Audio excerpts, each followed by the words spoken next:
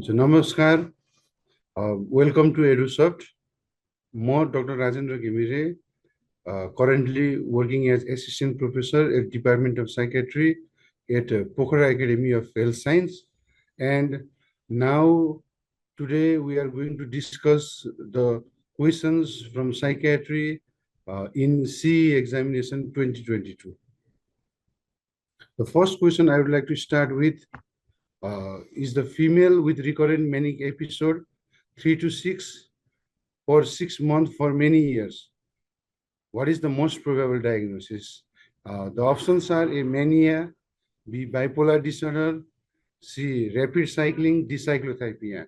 If we see here, a female has been having recurrent manic episode, that is 3 to 6 episode in last 6 months. So the answer is C, rapid cycling. I have written the explanation here.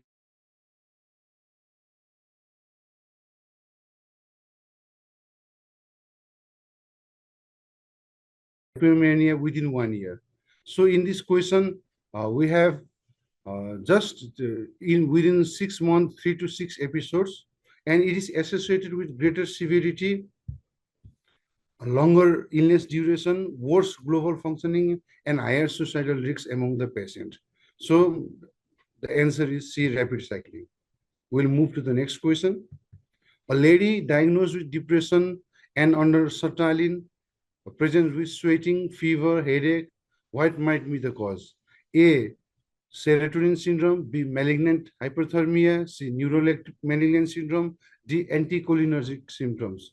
And here the explanation, the answer is A, serotonin syndrome, and this could be the consequence of therapeutic medication. Accidental interaction between medication or recreational overdose. The Hunter's criteria are generally accepted in the exposure of serotonin drugs plus one of the more of the followings. That is, it may present with spontaneous clonus, inducible clonus with agitation, diaphoresis, ocular clonus with agitation, and diaphoresis. Tremor and hyperreflexia, hypotonia, temperature over 38 degrees Celsius. So in our question, there is sweating, a fever, that is temperature more than 30 degrees Celsius, and patient is also having headache. The drugs that can cause serotonin syndromes are drugs such as citalopram, escitalopram, fluoxetine, paroxetine, sertraline, meperidine, tramadol, pentazocine, metoclopramide, valproate, carbamazepine, dextromethorphan, and cyclobenzaprine, trazodone, dopamine norepinephrine reactive inhibitors such as bupropion, including phenelzine, trancrocycloprin, isocarbazoid, selezinin, the antibiotic linezolid, methylene blue, tricyclic antidepressant, St. John's wort, that is a popular supplement, also inhibits serotonin reuptake, and MAO inhibitors, monoamine oxidase inhibitor. So the lady in this question presented with serotonin syndrome. We move on to the next question. A patient diagnosed with depression and under medication, antidepressant, presents with prolongation with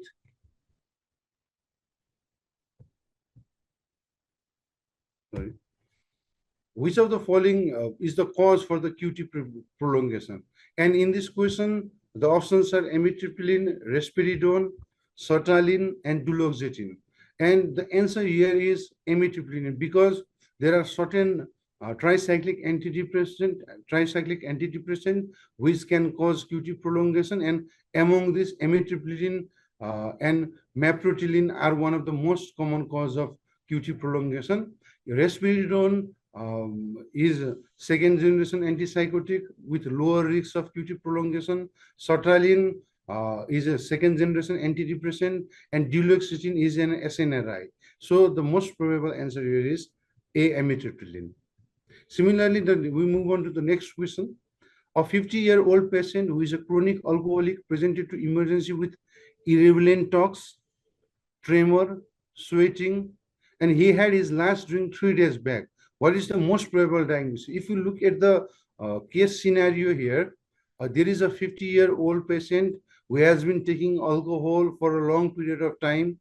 And currently, after stopping alcohol for 3 days, now he has presented with the features of irreverent talk, tremor, and sweating.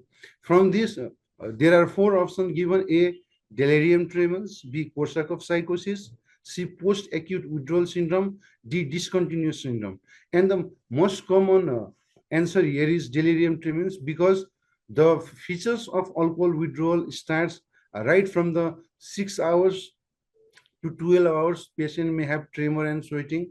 From 12 hours to 24 hours, patient can have uh, the symptoms of seizure, that is withdrawal seizure, and up to 72 hours, patient can develop delirium tremens, in which patient will have the features of irreverent talk, when and tremor, sweating. There could be tremolousness, and patient will have disorientation to time, place, and person, which are not seen, because Korsakoff psychosis is a later sequel of chronic alcoholism. If we don't treat with adequate amount of thiamine, then it can lead to Korsakoff syndrome. And post-acute withdrawal syndrome is an acute withdrawal syndrome that are seen just after stopping alcohol. And discontinuous, there is another option, discontinuous syndrome. So the most probable answer here is delirium tremens.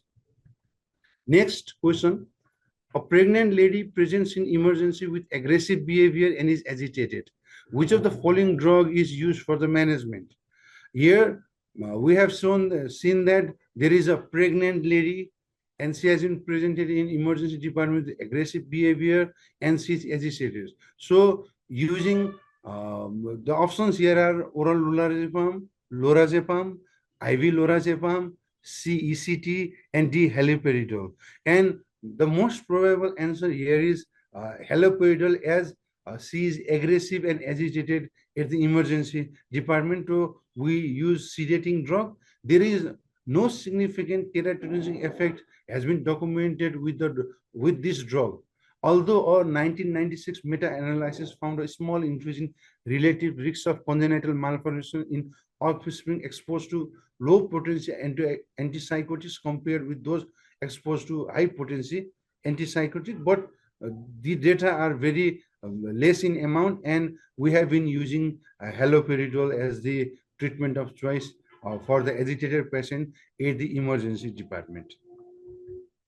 Now the next question is emotion is the options are subjective, psychological, and behavioral response, objective, physiological, and behavioral response, subjective, physiological, and behavioral response. The objective, physiological, and behavioral response. What we have to understand here is the definition that emotion is defined as a mental state that arises spontaneously rather than through conscious effort. Mostly subjective, then objective. It is mostly subjective, then objective. So option A and C has the subjective part and is often accompanied by there is a physiological changes, not a psychological changes. And there is a feeling and the emotion of joy, sorrow, and anger, which result into some kind of behavioral response. So the most probable answer within this four options is option C, subjective, physiological, and behavioral response. We move on to the next question. The father of 25-year-old schizophrenic male complains that his son has lost interest in doing things he used to enjoy previously, doesn't socialize, has no motivation to do any work, and has expressionless face. What is this called? The options are negative symptoms, positive symptoms, depressive symptoms, Snyder-Frost-Rank symptoms. What we have to understand is the meaning of negative symptoms is, in a simple language, the symptoms that are present in the patient which should not have been present in a patient. And positive symptoms, negative symptoms refer to the absence of behavior, ability, or characteristic. In schizophrenia, lack of motivation, difficulty experiencing pleasure, limited range of emotion, and speech challenges are common negative symptoms. Positive symptoms are those kinds of symptoms like delusion and hallucination, which should not have been present in the patient.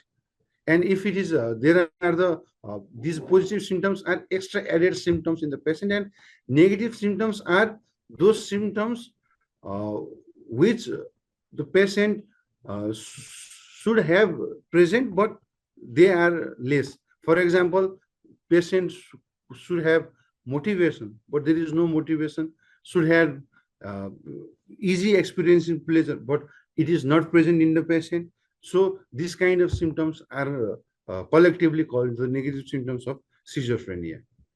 Thank you. This is all from the questions of CE 2022.